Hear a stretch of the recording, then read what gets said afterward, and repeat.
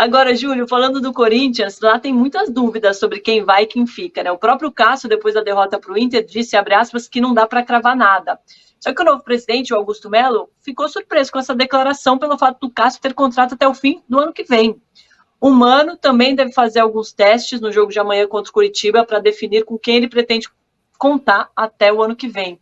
Aí o Augusto Melo disse à Rádio Bandeirantes, numa entrevista, que, abre aspas, o Gabigol tem a cara do Corinthians. É um jogador guerreiro, sabe fazer gol. Estou só citando um exemplo porque tem contrato e o salário dele é muito alto, mas é um jogador que eu gosto, fecha aspas. E aí, Júlio, o Gabigol tem a cara do Corinthians? Acho até que é um jogador interessante, acho até que chegaria com sangue nos olhos no Corinthians, mas não é muito inteligente você falar publicamente, né? Aí que tá, é isso que o Palmeiras faz melhor do que outros, por exemplo. O Gabigol tá lá embaixo no Flamengo, o Flamengo deve estar pensando, caramba, o que eu faço com esse cara? Salário alto, né? A torcida já não tá mais nas graças da torcida que nem o Bruno Henrique, né? Que você acaba ficando meio obrigado a renovar e tal. O Gabigol não, ao contrário, né? O Gabigol tem muita gente querendo que demita o Gabigol, mas poxa, ele tem uma multa rescisória alta, não é tão simples, você não pode simplesmente dispensar o cara de graça, você precisa tentar encontrar algum valor de mercado pro Gabigol. Você tá lá coçando a cabeça. Quem que vai ter dinheiro para isso? Pô, sei lá, só o Palmeiras. O Palmeiras não vai fazer isso. O Palmeiras não vai me dar uma moleza. Se o Corinthians negocia direitinho com o Flamengo por baixo dos panos ali, fora dos holofotes, era capaz que conseguisse por um bom valor o Gabriel. Aí chega o novo presidente e dá uma declaração pública dessa. Não é muito inteligente, meus amigos. Não é muito inteligente. Mas acho que sim, acho que cairia bem no Corinthians, sem dúvida. Será que vale o esforço financeiro? Porque a fase não está muito boa, né, Perrone? Não dá para arriscar muito. Não dá. Acho que o trabalho do Corinthians hoje é exatamente esse. É errar menos. E assim, é curioso porque quando eu converso com as pessoas ali no entorno do Augusto e tal, o discurso ele é muito mais sóbrio. É um discurso de, olha, nós vamos, primeira coisa, é colocar um executivo, esse executivo vai conversar com a área financeira, vamos estabelecer o que pode e vamos fazer tudo de uma maneira bem organizada para não arrebentar o clube mais financeiramente. Isso eu escuto lá. Aí eu entendo que o presidente é perguntado por sobre um ou outro jogador e tal, dar essas declarações. Eu acho que não funciona assim, né? Se você sair num clube que está com dificuldade financeira, você partir do ponto, eu preciso contratar 10, 12, vou trazer um grande nome. Não é esse o caminho. O caminho é organizar a casa, montar uma estrutura e aí você contrata dentro, faz contratações do tamanho do seu bolso. Eu acho que a coisa deve funcionar assim. E outra coisa, o torcedor do Corinthians nos últimos anos foi muito machucado com a história de vamos contratar Cavani, vamos contratar Suárez, e aí ele acordava com um jogador aqui do mercado interno. Né? Então, acho que isso não pode acontecer. É uma diretoria de uma outra ala política, são os caras que estavam na oposição, que estavam criticando o que estava acontecendo. Então, isso eles têm que ter muito cuidado, isso não pode acontecer. O torcedor do Corinthians sonhar com o Gabigol e acordar com o destaque da Série B, por exemplo, com todo respeito à Série B. Danilo, se você fosse o novo presidente do Corinthians, você arriscaria um Gabigol? Se eu fosse presidente do Corinthians, eu marcaria um papo com o Eduardo Bandeira de Mello. Primeira coisa que eu ia fazer. Falar, vem cá, como você reestruturou o Flamengo? O que você fez? É um time que dá para comparar, porque o Corinthians é um time de massa, que vai ter investimento, que pode ter investimento grande, que pode ter receitas grandes. Mas como que você reestruturou o Flamengo lá atrás? O que você fez? Quais foram os passos aqui? E aí, depois disso, eu pensaria se eu vou contratar o Gabigol, se eu vou contratar o Di Maria, se eu vou contratar qualquer um desses jogadores. O Corinthians tem um potencial para bater de frente com o que a gente estava falando agora do Flamengo, de a cada temporada terminar com 200 milhões para contratar jogador. O Corinthians é uma marca fortíssima, mas é pessimamente organizada, muito mal organizada, e que pensa em contratar Gabigol e Di Maria antes de pagar dívidas pequenas ali que estão com juros exorbitantes, que estão acabando com o caixa do Corinthians, que não tem nenhuma organização nesse momento.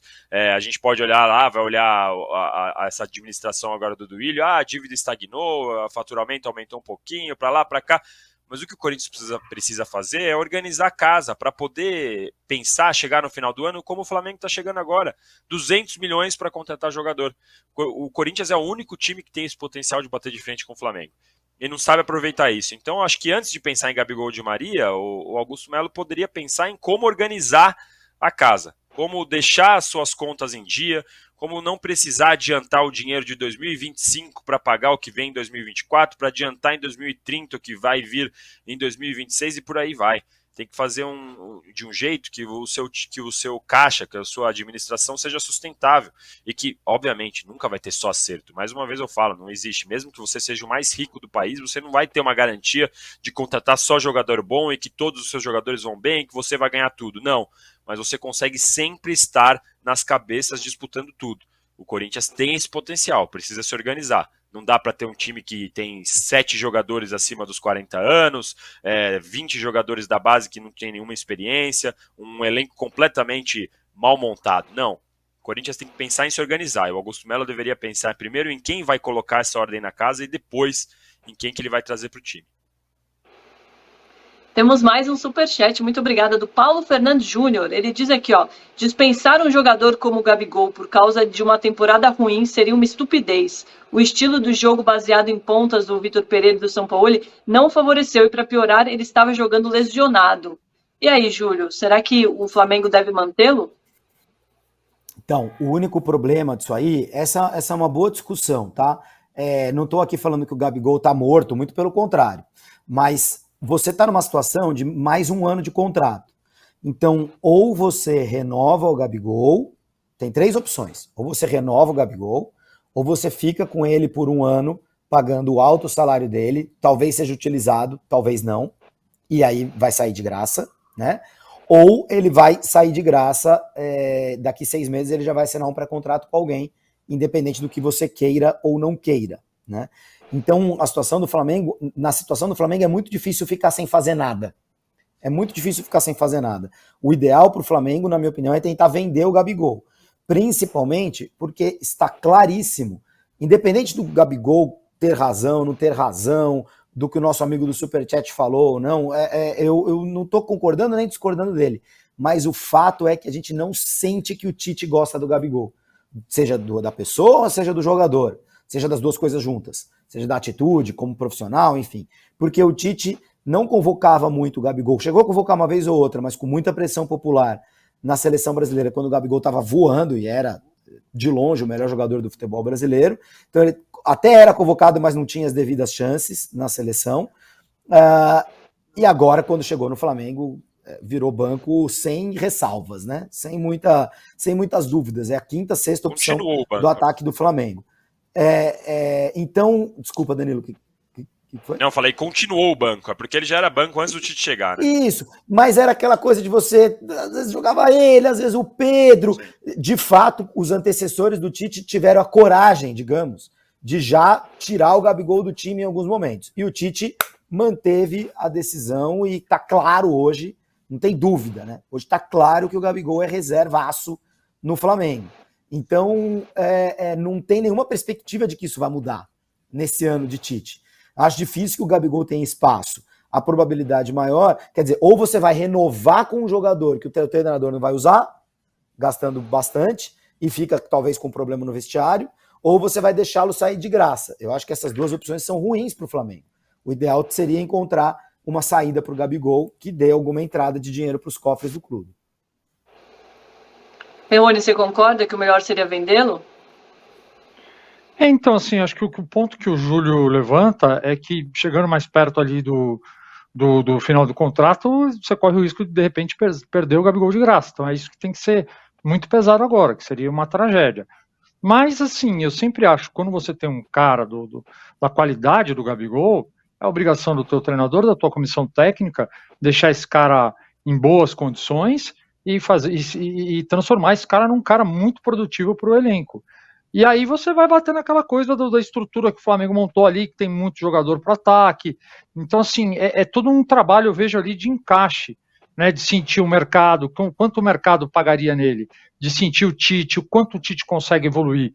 É um trabalho complexo, exige bons profissionais, assim, para o Flamengo conseguir resolver bem essa questão.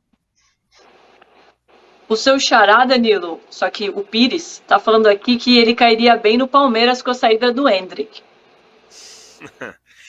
Depende, se for o Gabigol de 2019, 2020, 2021, enfim, aquele Gabigol que era decisivo. Depende de como vem, depende de como vai jogar. Ele é um jogador que já se mostrou muito decisivo em vários momentos, mas mais uma vez eu repito, né?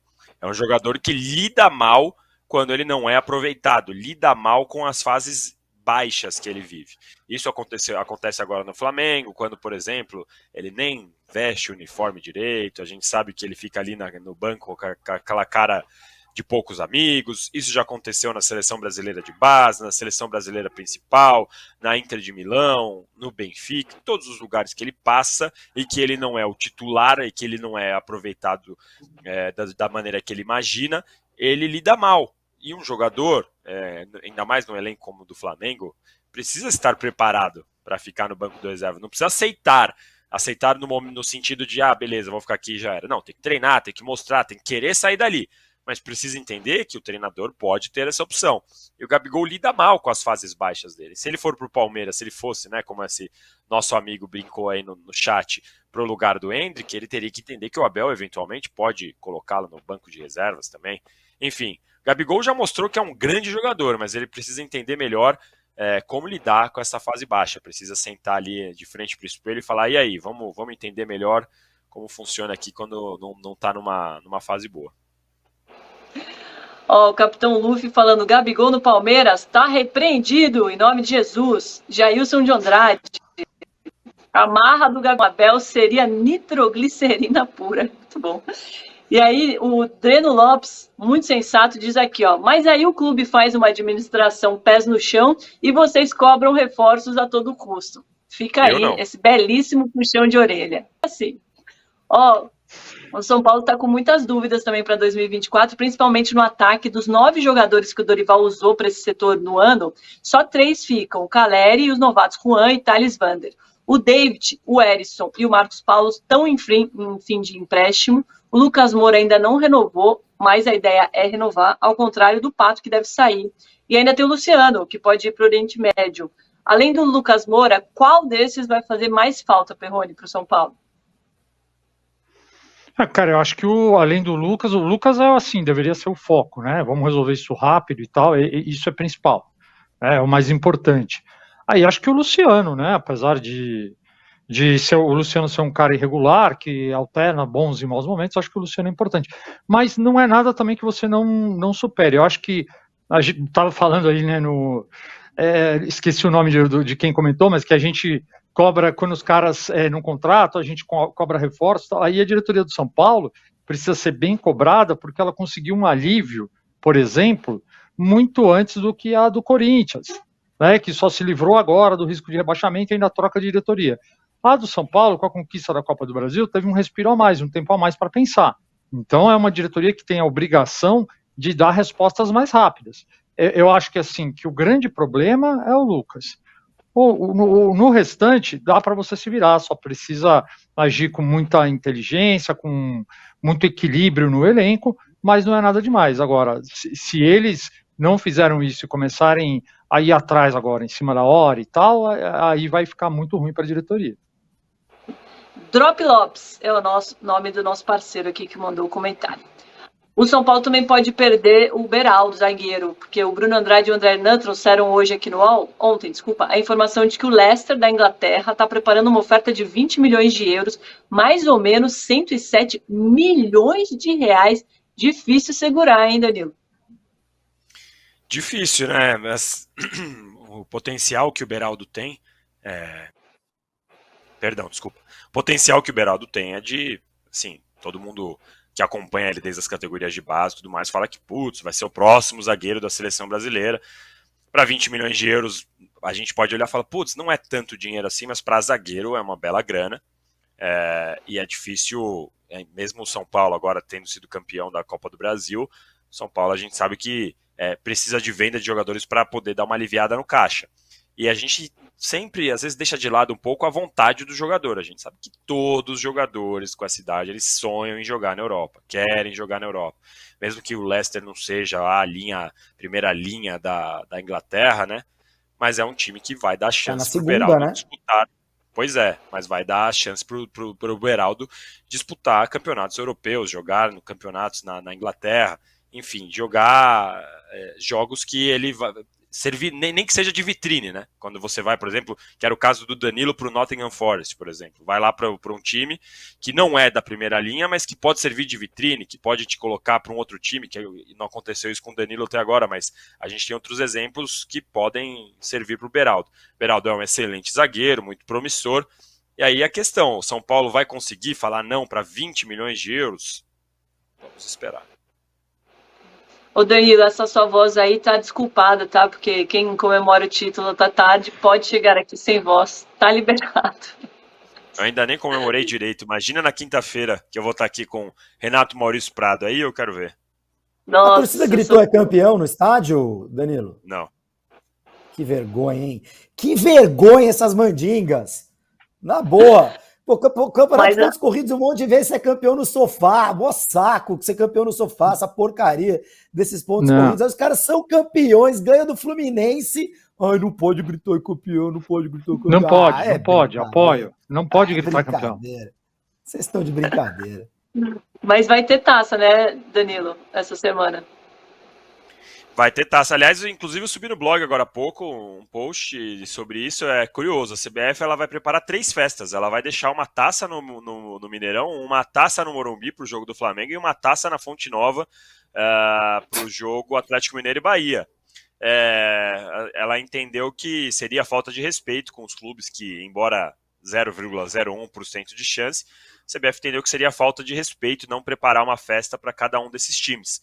Então vai ter lá uma estrutura de palco para ser montada tanto no Mineirão quanto no Morumbi e também na Fonte Nova. A gente sabe, mais uma vez, né, precisa de placares absurdos, elásticos, mas já pensou, acontece, e aí não tem palco, não tem taça lá em Salvador para o Atlético Mineiro? Então é claro, é uma precaução um pouco exagerada, talvez, mas já que você pode deixar tudo preparado, tudo certinho, já que você pode não deixar nenhuma brecha no seu planejamento, acho que a CBF acerta. É uma precaução exagerada?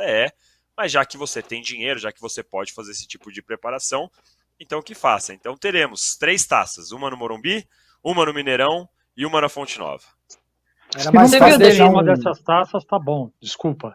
Mas se não perderem uma dessas taças, tá bom. Era mais fácil deixar o Ed Jato ali do lado do Mineirão prontinho para ir para outra cidade, caso acontecesse algo diferente. Qual?